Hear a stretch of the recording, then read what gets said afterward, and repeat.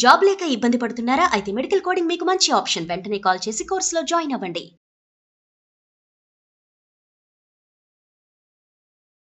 నమస్తే రమగారు. నమస్తే జయ. రమగారు, మనం రకరకాల కేటగిరీకి సంబంధించిన కథలు చెప్పుకుంటూ ఉంటాం కదండి. పిల్లలకి సంబంధించి, పెద్దవాళ్ళకి, మోటివేషనల్, తర్వాత దెయ్యాలు, భూతాలు ఇలాంటివి. అయితే ఆధ్యాత్మిక కథలను కూడా కొన్ని చెప్పుకుంటాం. ఆధ్యాత్మిక కథ ఎట్లా చెప్పుకుంటామంటే, మనం సాధారణంగా మీరు ఎక్కువగా వెళ్తూ ఉంటారు కదా, యాత్రలు అవి చేస్తూ ఉంటారు. ఆ ప్లేస్ని చూసి వచ్చినప్పుడు కేవలం ఛానల్ కోసం మన ప్రేక్షకులకు అందించాలని మరింత సమాచారాన్ని సేకరించి తీసుకొస్తూ ఉంటారు. పూజారులతో వాళ్ళతో మాట్లాడి అదంతా మనం చెప్పుకుంటూ ఉంటాం. అట్లా కాకుండా బాగా మనం ఇది చూడాల్సిన ప్రదేశం, వెళ్ళాల్సింది, తెలుసుకోవాల్సిన విషయాలు, కొన్ని ఆధ్యాత్మిక విషయాలు కొన్ని ఉంటాయి. అలాంటి వాటికి సంబంధించి ఏమైనా కథలు ఉన్నాయా? ప్రేరణార్థక కథలు చెప్పాం మనం ఇదివరకు. చాలా రకాల కథల్లో అవి కూడా వస్తాయి. ఒక అద్భుతమైన కథ, ఎప్పటికీ సుమన్ టీవీ చరిత్రలో నిలిచిపోయే కథ, గాజుల కథ. అవును కదా రమ్మగారు, అసలు కథ అనగానే ఫస్ట్ నాకు మైండ్లో గుర్తొస్తుంది అది. అవును, ఎప్పటికీ ఎవరితో మాట్లాడినా ఆ కథే గుర్తు చేసుకుంటారు. అమ్మవారి గాజుల కథ. అలాంటివి ఇంకా ఏమన్నా ఉంటే మనం ఉన్నాయి జయ. సమయానికి చూసుకుని చెప్పుకోవాలంతే. మనకి అసలు భారతదేశమే ఆధ్యాత్మికమైంది. ఇక్కడ ఉన్న స్పిరిచువాలిటీయే చాలా గొప్పది. మనం ఏం చేస్తామంటే భక్తిని స్పిరిచువాలిటీని కలుపుకుంటాం. భక్తి వేరు, ఆధ్యాత్మికత వేరు. భక్తి అంటే మనం భగవంతుణ్ణి పూజించటము, ప్రార్థించటము, ఆరాధించటము, పూజలు, వ్రతాలు, నోములు, వ్రతకథలు, తర్వాత మన సంస్కృతి సంప్రదాయాల్ని అనుసరించి ఏ ఏ సమయాల్లో ఏ ఏ దైవారాధన చేసుకోవాలి, ఆరాధిస్తున్న ఆ దైవం పట్ల మనకి అచంచలమైన భక్తి విశ్వాసము కలిగి ఉండటము భక్తి, డివోషన్ అంటాం. ఆధ్యాత్మికత, స్పిరిచువాలిటీ అంటే ఈ పూజలని దాటేది. ఈ పూజలో మనకి చిన్న చిన్న లోపాలైతే సహించలేం మనం. అవును, అయ్యో ఏదో తప్పు చేశామనిపిస్తుంది, దైవాపరాధం చేశామనిపిస్తుంది, అయ్యో వాళ్ళు అదేదో సరిగ్గా చేయలేదు, ఇది చేయకూడదు, అదంతా క్రతువు, కర్మ, విధానం మీదే వెళ్తాయి. క్రతువు, కర్మ, విధానము, సమయాలని దాటి ఉండేదే ఆధ్యాత్మం. నిజానికి మనం ఇన్ని పూజలు చేసుకుంటాం. ఈ పూజ ఎప్పుడైనా ఒక దశలో ఇది మనమే చేస్తున్నామని మనకి తెలుస్తుందా? మనం భగవంతుని పూజించడం అంటే మనని మనం పూజించుకోవటమే, మనని మనం సరి చేసుకోవటమే. భగవంతుడు ఎక్కడో లేడు, మనలోనే మనతోనే ఉంటాడు. అతడే నేను అని తెలియటమే స్పిరిచువాలిటీ. నేననేది ఒట్టి చొక్కాయే. ఈ చొక్కా లోపల అసలైన వాడు ఉన్నాడే, వాడు భగవంతుడే. వాడు వేరు, ఈ కనబడేది వేరు అనేది అర్థం కావాలి. అది ఎప్పుడు అర్థమవుతుంది? ఎంతసేపు మనం ఇదే చూస్తాం కదా, దీని నడక, దీని నడత, దీని నడవడిక, ఇదే మనం చూస్తూ ఉంటాం. ఇది నేను కాదు అనేది మనకి ఎప్పటికీ అర్థం కాదు. ఏదో ఒక్క దశలో తెలుస్తుంది. కొంతమంది ఈ ప్రాపంచికమైన ఈ చుట్టూతా కనపడే ప్రపంచం అంతా నాటకమని, ఇది నేను కాదని, నేను ఇందులో నుంచి వేరైన వాడినని చిన్నతనంలోనే తెలుసుకుంటారు. వాళ్ళని మనం యోగులు అంటాం, కొంతమందిని ఋషులు అంటాం, కొంతమంది బాబాగారులు అవుతారు. రమణ మహర్షి ఆయన కూడా అలాంటి వారు. ఆయనకు తెలిసిపోయింది చిన్నప్పుడే. ప్రతివాడికి మరణం లోపల ఎప్పుడో ఒకప్పుడు తెలుస్తుంది. మనకి తెలిసినా కూడా ఏంటంటే ఒక్కోసారి అర్థమవుతుంది, ఏదో వింటాము, మనకి తెలుస్తుంది మనదేం లేదు, మన చేతిలో ఏం లేదు, ఇదంతా ఒట్టి పైపే భ్రమ, మనం చిత్తభ్రమలో ఉన్నాం అని తెలుస్తుంది. కాసేపటికి మళ్ళీ విష్ణుమాయా విలాసంలో కరిగిపోతాం, మనం మర్చిపోతూ ఉంటాం. దాన్ని తెలుసుకోవాలి, ఈ ప్రత్యేకమైన విషయాన్ని. పూర్వం ఒక రాజుగారు ఉండేవారు. ఆయనకి చాలా కాలం సంతానం కలక్క ఆయన ఆ ఊరు ఈ ఊరు, అక్కడికి ఇక్కడికి, స్వామీజీలకి, ఆశ్రమాలు, ఈ అరణ్యానికి, దేవాలయాలకి, మఠాలకి తిరుగుతూ ఉండేవారు. వాళ్ళకి చాలా దూరంలో ఉన్న ఒక అడవిలో ఒక ఋషిగారు ఆయన శిష్యులతో పాటు ఉన్నారని యోగిని కలవడానికి వెళ్ళారు. కలిసి ఆయన దండం పెట్టి, సంతానం లేదు నాకు అంటే, నీకు లేరు నాయన, నీ రాజ్యాన్ని సుభిక్షంగా పరిపాలించు, కాలం ఎలా జరిపితే అలా జరుగుతుంది, వెళ్ళిరమ్మన్నారు. రాజుగారు ఖిన్న వదనంతో ఆయనకు అర్థం, సుపుత్ర ప్రాప్తిరస్తు శీఘ్రమేవ సుపుత్ర అనలా యోగి అంటే, లేదు అర్థమైపోయింది ఆయన. దిగులుగా తలకాయ వంచుకుని వెళ్ళిపోతున్నాడు.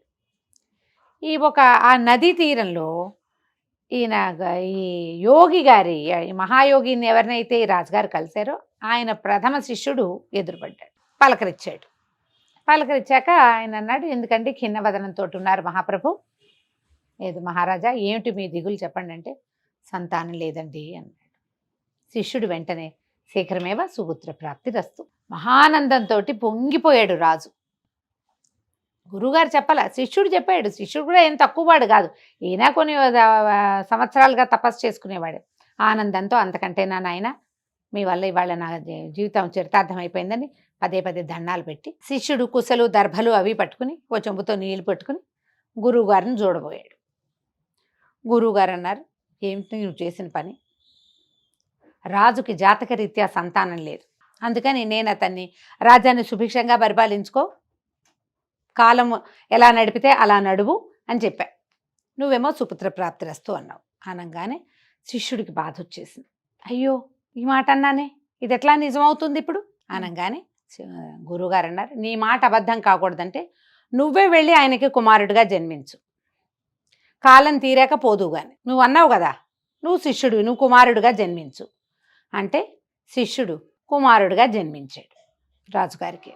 ఇక్కడ మరణించి ఇక్కడ వదిలిపెట్టే జీవితాన్ని అక్కడ జన్మించాడు. అయితే ఆయనకి ఇప్పుడు ఈ ముందు జన్మలో ఈ గురువుగారికి శిష్యుడిగా ఉండి ఆయనకి బోల్డ్ అంత తపస్సు ఉంది. దానివల్ల ఆయనకి పూర్వజ్ఞానం ఉంది. తను ఒక్క వాక్యం మాట్లాడటం వల్ల తపస్సు వదిలిపెట్టుకుని జన్మించాల్సి వచ్చింది. ఒక్క వాక్యంతోటే కదా వచ్చింది. అవును. మళ్ళీ ఎందుకు? ఆయన ఏమనుకున్నాడు? గురువుగారి వెనకాలండి మోక్షాన్ని సాధించాలనుకున్నాడు. మోక్షం అంటే పునరావృత్తి రహితమైనది, మళ్ళీ పుట్టే పని లేదు. ఇప్పుడు ఏమైంది? ఇప్పుడే పుట్టాల్సి, సమీప భవిష్యత్తులోనే పుట్టవలసి వచ్చింది. అవును. అందుకని ఈ జ్ఞానం వల్ల ఆయన మాట్లాడేవాడు కాదు, లక్షణంగా బాగుండేవాడు. రాజుగారి కుమారుడు అంటే గురుగారి పోలికలతో ఎందుకు పుడతాడు? రాజుగారి భార్య పోలికలు, రాజుగారి పోలికలు, మేనమావ పోలిక వచ్చి చక్కటి సమున్నతాకారుడైన పిల్లవాడు, ఉంగరాల జుట్టు, అన్ను ముక్కు లక్షణంగా ఉన్నాయి, బలశాలి బలిష్టంగా ఉన్నాడు, అన్ని పనులు చేయగలడు. మాట లేదు, మాట్లాడేవాడు కాదు. బాధగా ఉండేది. పోనీలో ఏదో ఒక సంతానం ఉందని ఉంచుకున్నారు. కొంతకాలం బాగా అంతవాడు ఒక 14-15 ఏళ్ళ వాడు అయినాక ఈ సేవకులందరూ చుట్టుపక్కల అడవుల్లో జంతువులు పెరిగిపోయినాయని ఊళ్ళ వాళ్ళు వచ్చి చెప్తారు.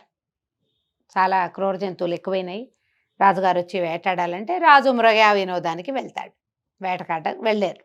వెళ్తుంటే వీళ్ళు ఏం చేశారు, రాజకుమారుడు కూడా కొంచెం ఏదో ఇది ఉంటుందని తీసుకుపోయి ఈ రాజకుమారుడిని కూడా ఈ గుంపులో కలిపారు. ఆ వేటకెళ్ళే వాళ్ళలో అందరూ వేటకెళ్ళారు. వెళ్తే రాజకుమారుడు ఏమి వాటిని వీటిని కొట్టటాల, బాణాలు వేయటాలు అవి వచ్చు, కానీ అతనికి ఏం ఆసక్తి లేదు, నిశ్శబ్దంగా ఉంటాడు. వెళ్తుంటే అంతా మాటేసి ఉన్నారు, ఏవి పిట్ట కదలటల్లా. అయితే ఆ అడవిలో ఒక ప్రత్యేకమైన పిట్టలు ఉన్నాయి, వాటి మాంసం చాలా బాగుంటుంది. ఒక 5-6 సార్లు విన్నాడు ఆ మాటలన్నీ. వీళ్ళు మాటు వేసున్న చెట్లకి అవతల చెట్ల మీద ఆ పిట్టలు ఉన్నాయి. రాజకుమారుడి పక్కన ఒక అతను నుంచునున్నాడు. ఆ పిట్టల్ని చూస్తున్నాడు, కానీ ఎక్కడున్నాయో తెలియటల్లా. చెట్లు దట్టంగా ఉంటాయి, అడవిలో పెంపకపు చెట్లు కావు కదా. ఆ లోపల గుబుర్లలో పిట్ట ఎక్కడుందో అది పలికితే కొట్టచ్చు. అవును. ఇంతలో ఏమైంది, పిట్ట కూసింది. కూయగాని రాజకుమారుడి పక్కనున్నవాడు చటుక్కన బాణం వేశాడు. సన్నటి బాణాలు పిట్టలకి చిటుక్కుని తగిలేస్తాయి. పిట్ట కాస్త తగిలింది, అది పక్షి రాలి పడిపోయింది. ఇతనికి రాజకుమారుడు మాటే మరణం అన్నాడు. ఈ పక్క నుంచిన వాడు ఉలిక్కిపడ్డాడు. ఎవరు మాట్లాడారు? చూస్తే రాజకుమారుడు. 15 సంవత్సరాల నుంచి నోరెత్తి ఎరగడు అబ్బాయి, నువ్వు కూడా లేదు. మాటే మరణము అన్నాడు. రాజకుమారుడు మాట్లాడాడని వాడు కేకలు పెట్టాడు. అంతా చేరారు, మళ్ళీ మాట్లాడించడానికి ప్రయత్నం చేశారు. కిక్కురు మళ్ళా మాట్లాడలా. అందరూ రాజుగారి దగ్గరికి సాయంకాలం మొత్తం అంతా వెనక్కి వెళ్ళిపోయారు. రాజుకు చెప్పారు, రాజకుమారుడు మాట్లాడాడు, మేం విన్నాము, మళ్ళీ మాట్లాడించండి అన్నాడు ఆయన. ఎవరు మాట్లాడించలేకపోయారు. అబ్బాయి ఏం మాట్లాడటల్లా. అంతకుముందు రాజుగారు ఏం చేశారు, మా అబ్బాయిని మాట్లాడిస్తే 1,00,000 రూపాయలు ఇస్తానని ప్రకటించారు. ఎంతమంది ప్రయత్నించినా అబ్బాయి చూసేవాడు, నవ్వేవాడు, కానీ ఏనాడు మాట్లాడేవాడు కాదు. ఇప్పుడు ఈ వచ్చిన అధికారులంతా డబ్బుల కోసం చెప్పినట్టే, అంతేగా. అబ్బాయి మాట్లాడాడని చెప్పారు, ఇప్పుడు మాట్లాడించండి అంటే ఏమీ మాట్లాడటల్లా. రాజుకి పిచ్చి కోపం వచ్చి ఎవరైతే ఈ అబ్బాయి మాట్లాడాడని చెప్పారో వాళ్ళకి మరణశిక్ష విధించాడు. ఈ రాకుమారుడు మాట్లాడితే మరణమే అన్నాడు. మళ్ళీను. మాటేగా మరణం అనేసరికి రాజు వినేశాడు. మిగిలిన వాళ్ళందరిది ఎవరి గొంతు కాదు అది. అబ్బాయి నోరు కదులుతుండగా దాసీలు కొంతమంది చూశారు. మాట్లాడాడు. యువరాజు చూశామన్నారు, విన్నారు. ఇక రాజు కొడుకుని విపరీతంగా బతిమలాడాడు. నాయనా, నువ్వేదో మాట్లాడేవు, మాటే మరణం అన్నావుట అక్కడ, మాట్లాడితే మరణమేనన్నావు ఇక్కడ, ఎందుకు నువ్వు ఆ మాట మాట్లాడావు? ఇంతకాలం మాట్లాడిన వాడివి ఈ వాక్యమే నువ్వెందుకు మాట్లాడావు? మాట్లాడు అని బాగా బతిమలాడాక చివరికి రాకుమారుడు నోరు విప్పాడు. క్షమించండి మహారాజా, మీకు సంతానం లేదు, మీకు సంతాన ప్రాప్తిరస్తు, పుత్ర సంతాన ప్రాప్తిరస్తు అని దీవించిన ఒక్క వాక్యానికి మోక్ష మార్గాన్ని వదిలిపెట్టుకుని నేను మళ్ళీ పుట్టాల్సి వచ్చింది. మీ ఇంట్లో పుట్టాను నేను కుమారుడుగా, నేను ఆ సన్యాసినే. ఆ రోజు మీరు నన్ను చూశారు అక్కడ. ఆయన గుర్తొచ్చింది. 16 సంవత్సరాల నాడు తనని దీవించిన యువ సన్యాసి మరణించి ఇక్కడ పుట్టాడు. జ్ఞాపకం వచ్చింది ఆయనకి. గురువుగారు ఏం చెప్పలేదు, కానీ శిష్యుడు దీవించాడు. సరిగ్గా సంవత్సరానికి తన కొడుకు పుట్టాడు. అంటే ఆయన అక్కడ మరణించి ఇక్కడ పుట్టాడు. ఆ పిట్ట గనక కుయ్యకపోతే, అది మాట్లాడకపోతే, నా పక్కన బాణం సంధించి నుంచున్నవాడు దాన్ని కొట్టేవాడు కాదు.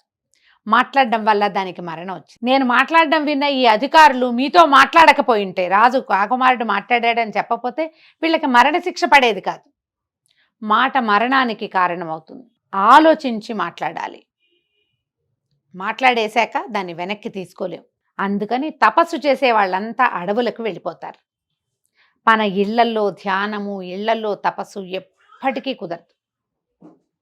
సంసారులు మాట్లాడాల్సే వస్తారు. అయిన దానికి కాని దానికి, అవసరమైనవి అనవసరమైనవి, పనికిమాలినవి, మాట్లాడకూడనివి మాట్లాడేస్తాం ఏదో ఒకటి. ఎప్పుడూ ఎక్కడో చోట ఇరుక్కుంటూనే ఉంటారు. సమాధానం చెప్పవలసిన స్థితే వస్తుంది. ఒక్కొక్కసారి ప్రమాదంగా కూడా పరిణమిస్తుంది. మాటలతోటి ప్రఖ్యాతి పొందిన వాళ్ళు ఉన్నారు, మాటల వల్ల ఇబ్బందులు, ఆ ప్రఖ్యాతి పొందిన వాళ్ళే ఇబ్బందుల్లో కూడా పడతారు. మాటకి అంత ఇది ఉంది కదా, అంత శక్తి ఉంది. అందుకని నిశ్శబ్దాన్ని పాటించాలి. దానికోసమని ఈ పూర్వకాలం ఋషులు, తపస్సులు వీళ్ళంతా ఏం చేసేవాళ్ళు? అడవులకు వెళ్ళిపోయేవాళ్ళు, వెళ్ళి ధ్యానం చేసుకునేవాళ్ళు. ఈ మన తపస్సు చేసిన ధ్రువుడు అంతఃపురంలో నుంచి వెళ్ళిపోయి అడవిలో కూర్చున్నాడు విష్ణువు కోసం. ఆ తపస్సు ఏదో అంతఃపురంలో చేసుకోపోయాడా? మనం ఇంట్లో మెడిటేషన్కి కూర్చుంటామా, ఫోన్ మోగుతుంది, మెసేజ్ వస్తుంది, కొరియర్ వస్తుంది, స్విగ్గీ వస్తుంది, వాకిట్లో ఎవరో మాట్లాడతారు, ఎవరో బెల్ కొడతారు, ఎవరి అడ్రస్ చూడడానికి మన ఇంటికి వస్తారు, ఆ అడ్రస్ కనుక్కోవడానికి కరెంటు బిల్లు వస్తుంది, ఇస్త్రీ బట్టల అబ్బాయి ఇస్తాడు. అసలు అవదు. ఒక పావు గంట ధ్యానం కుదరదు. ఎవ్వరూ లేని సమయంలో ధ్యానం చేసుకోవాలి. అట్లాంటిది ఏ సమయం ఉంటుంది? అందుకే బ్రాహ్మీ ముహూర్తంలో ధ్యానం సంగతి చెప్తారు. అప్పుడు ఈ పనులు వ్యవహారాలు ఏముండవు, ప్రపంచం అంతా నిద్రపోతుంది. కాబట్టి బ్రాహ్మీలో చేసుకోండి, పొద్దున్నే చేసుకుంటే ధ్యానం బాగా కుదురుతుంది, ప్రశాంతత ఉంటుంది, వాతావరణం నిశ్శబ్దంగా ఉంటుంది. అనవసరమైన చిక్కుల్లో పడకూడదు, ఎక్కువ సార్లు పుట్టకూడదు. జీవితాంతాలకు సార్థకం లభించాలి. మనకి జీవితం సార్థకంగా అవ్వాలి అంటే మౌనాన్ని పాటించండి. ఎంత తక్కువ మాట్లాడితే అంత మంచిది. ఇప్పుడు నాలాంటి వాళ్ళు ఏం తక్కువ మాట్లాడతారు, వాగుతూనే ఉంటాం, ఏదో ఒకటి చెప్తూనే ఉంటాం కదా. కానీ మేము నిశ్శబ్దంగా ఉండే సమయాలు ఉన్నాయి కదా, ఖచ్చితంగాను ఉంటాయి కదా ప్రతి వాళ్ళకి. ఆ నిశ్శబ్ద సమయాల్లో పూర్తి నిశ్శబ్దాన్ని పాటించండి. ఉపవాసం ఉన్నప్పుడు అస్సలు ఎవరితోటి మాట్లాడదు. ఉపవాసాన్ని మౌనమే ఒక ఉపవాసంగా కూడా పెట్టుకోండి. దానివల్ల ఏంటంటే భక్తి మార్గం కాదు, ఆధ్యాత్మిక మార్గంలో మనం ముందుకెళ్తాం. భగవంతుని చేరే సులువైన ఉపాయాల్లో ఒకటి నిశ్శబ్దం కూడా. మీకు అది కావాలంటే దాంట్లోకి ప్రయాణించండి. తప్పకుండా రమ్మగారు. నమస్తే. నమస్తే.